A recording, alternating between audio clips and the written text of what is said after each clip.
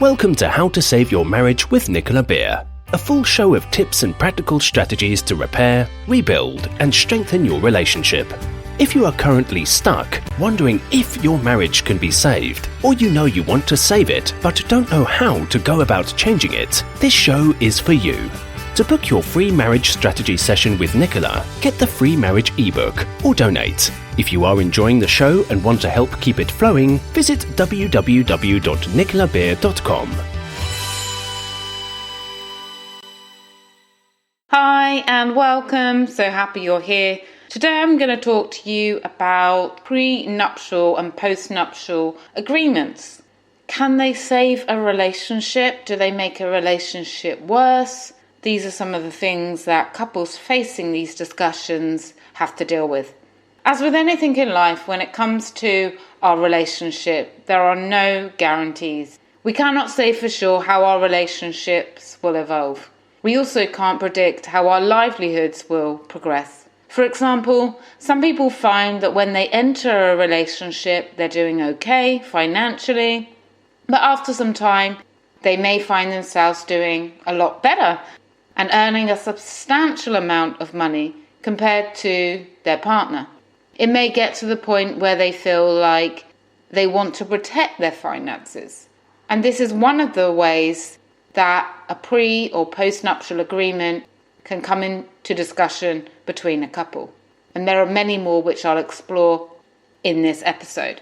I know that prenuptial agreements might be more commonly known, so I'm going to share about them as well as about what post-nuptials are if you're listening to this and you're not sure about the difference, and how they can impact a relationship negatively, how they can impact a relationship positively, and sometimes even when they can save relationships.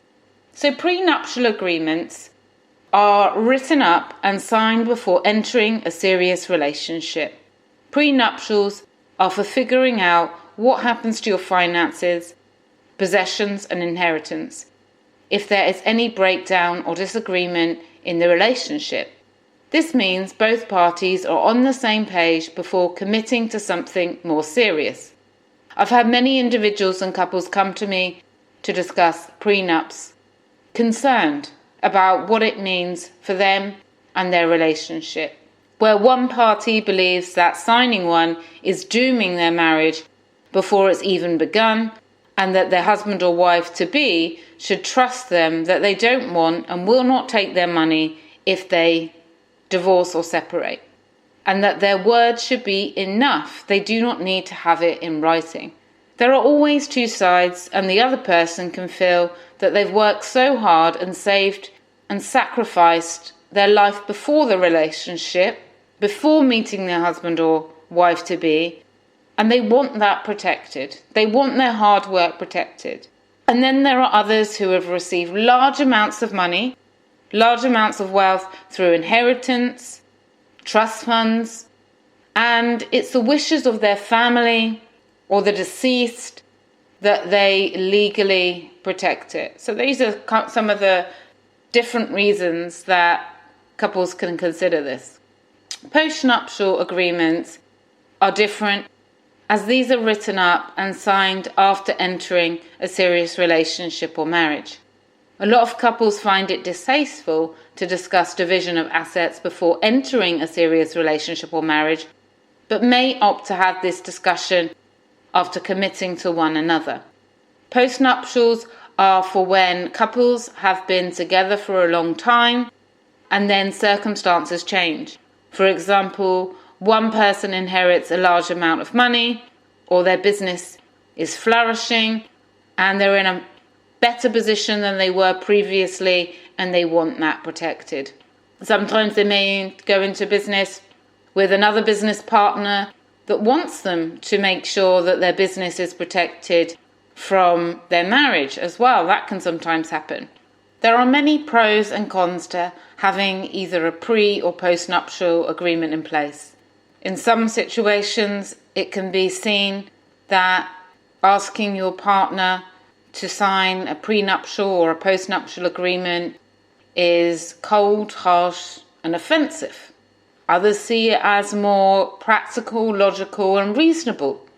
If you are really considering this, it's important to do your own research, to get legal advice relevant to your area, and to discuss with someone who can be independent, not judgmental, that wants your best interests at heart and doesn't have any ulterior motive, as it's a massive decision and one that can divide a relationship.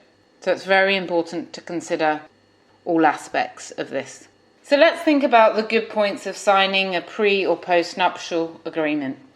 It ensures both people in the relationship are on the same page when it comes to a range of situations like splitting finances. It therefore may make breaking up or separation or divorce financially easier to reach an agreement. Is that a good reason? That's what you have to ask yourself. If one or both are involved in a business, a pre- or post-nuptial can help to protect the business ideas, the business plans, and so much more.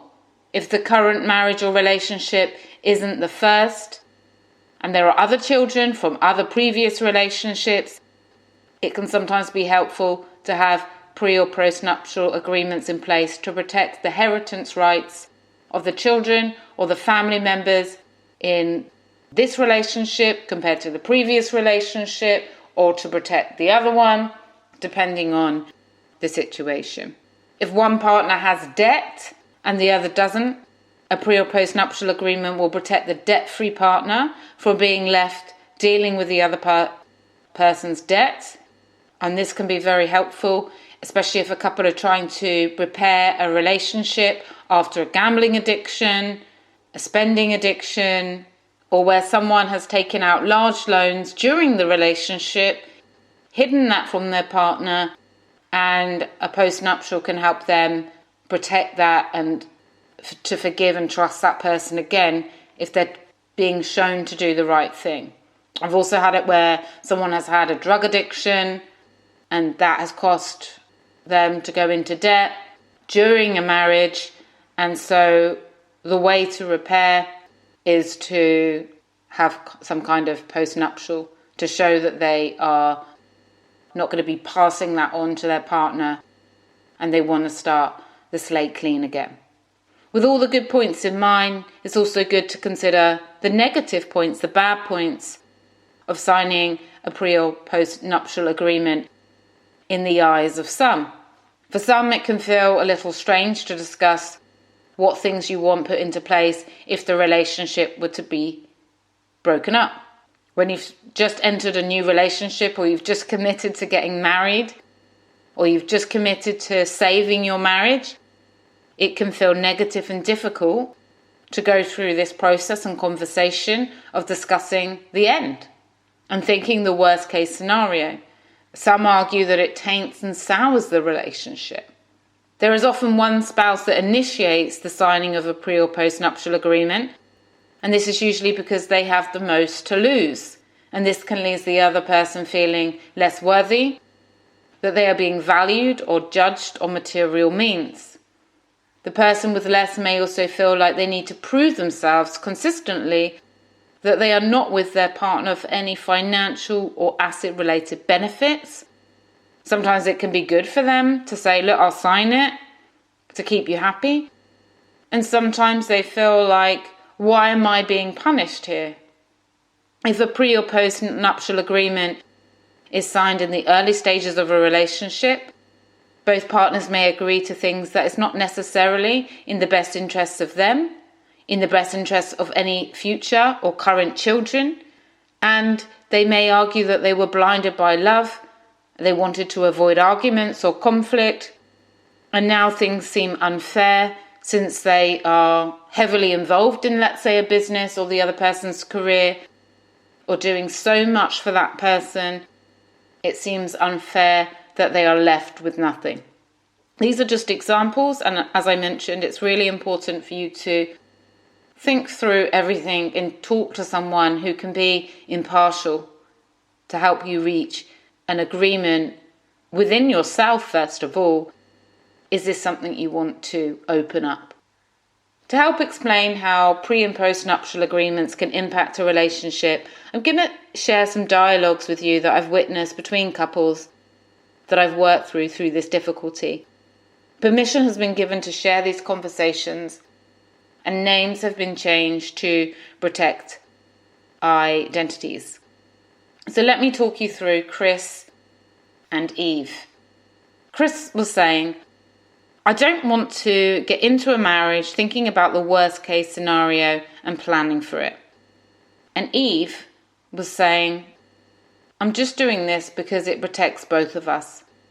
Our families will know that we are together for the right reasons. So why do we need to prove anything to anyone? If we love another as much as we do, we know that we love each other deeply. That's the main thing, nothing else.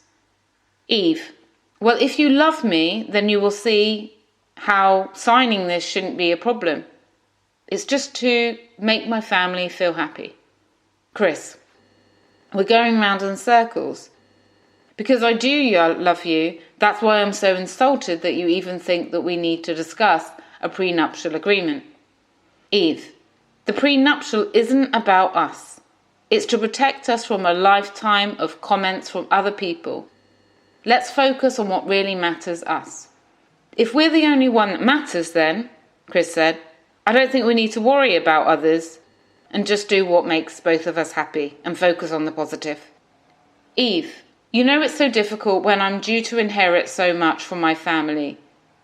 They only want to protect me and what I've already inherited and want to give me more later down the line. It's not about you. It's just their way of protecting me and what they're giving me. It's kind of their right to do that. It's their money. Please don't take this personally.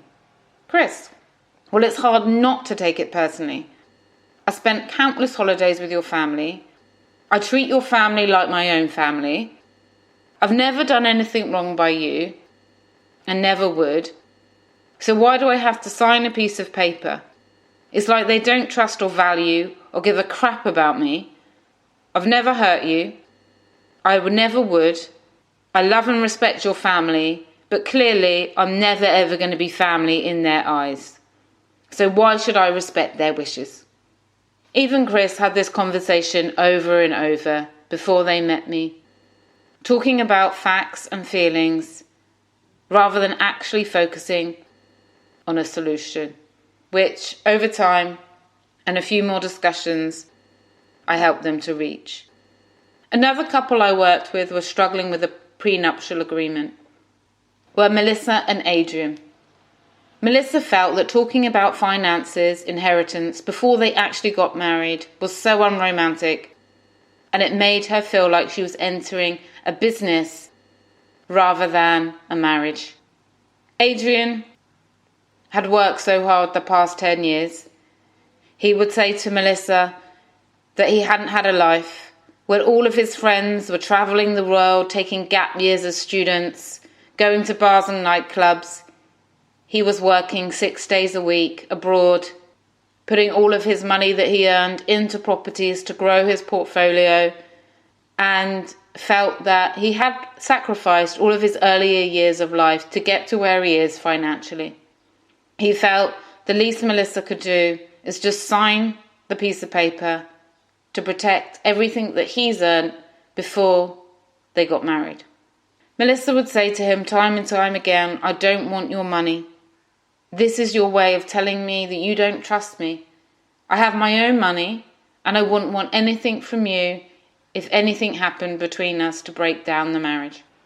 And then Adrian would say, well, the thing is, if you don't want my money, then signing a prenuptial agreement shouldn't be a problem.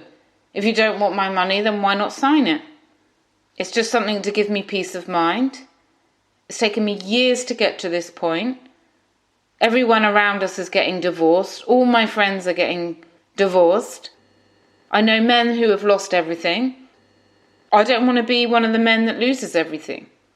Melissa, I give you my word that I wouldn't want to take any of your hard work away from you. I wouldn't want to take any of your financial success away from you. Why is my word not enough? I will not sign an agreement to damn our marriage to the gutter before it's even begun. 4 years we've been happy together, shared so many wonderful memories.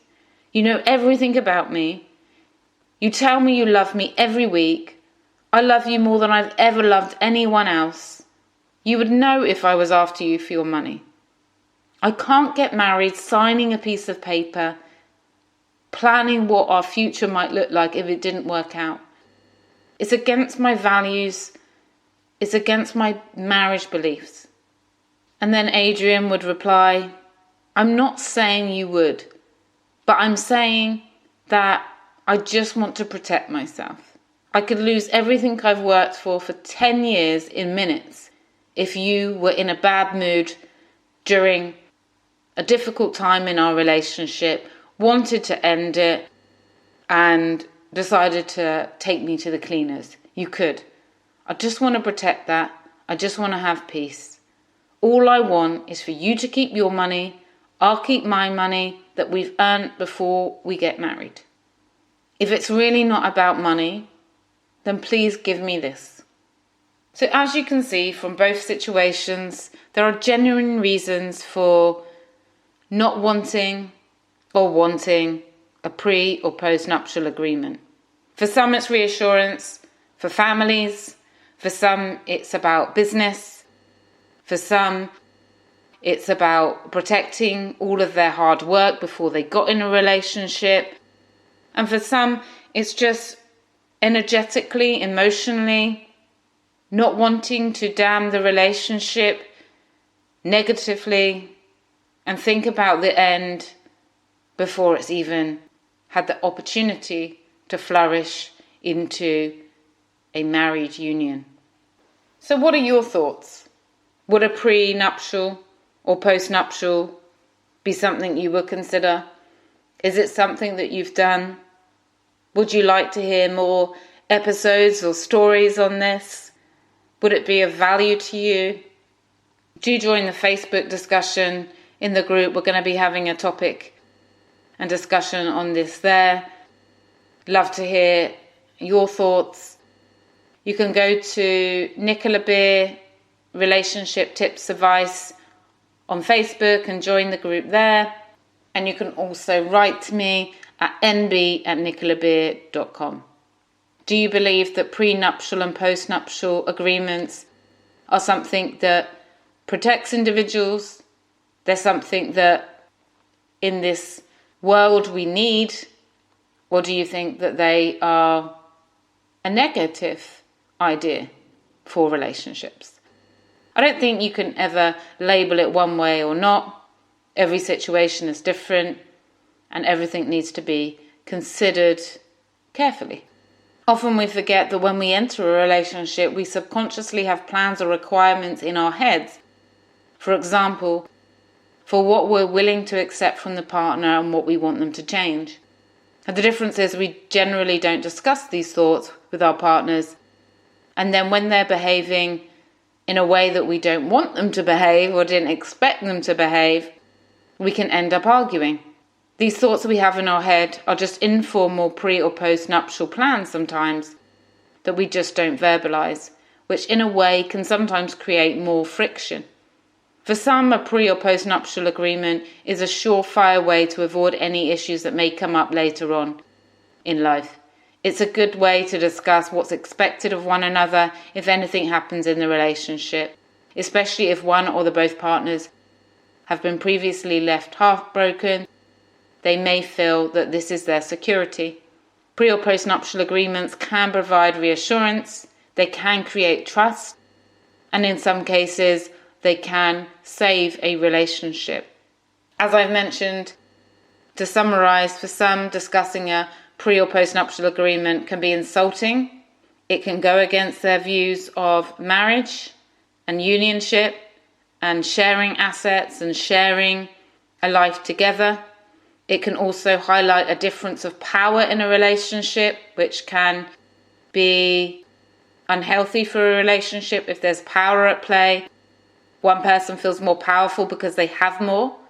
Whatever the reasons for having a pre- or post-nuptial agreement in place, I strongly advise couples to find a professional who is unbiased to help them discuss the sensitive topics. And then when they're ready, if they are ready to go down that path, to make sure they have a good legal advisor on board to support them.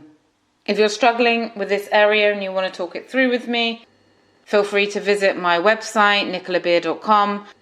There you will find the opportunity to get a free 30-minute call with me, and we can discuss how to support you both in this situation. I also do have a really great package for pre-marriage counselling for couples who are considering getting married and want to make sure that they start their relationship, expectations on the table, how to keep the connection alive, how to avoid the 7-year itch, how to remain close and to communicate in ways that are going to help them to get through any challenges.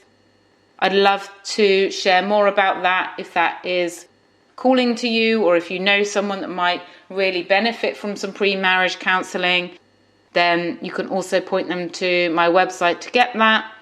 And do connect with me on Facebook. It's a new growing group. It would be lovely to hear from you there, connect with you there. From my heart to yours, as always, wishing you a great week ahead. Bye. Thank you for listening to How to Save Your Marriage with Nicola Beer. To book your free marriage strategy session today, you can visit www.nicolabeer.com, where you can also get the free marriage fixing ebook, request a topic for the show, and make a donation if the show has been of benefit to you and you want to help keep it going. We wish you an amazing love-filled day ahead.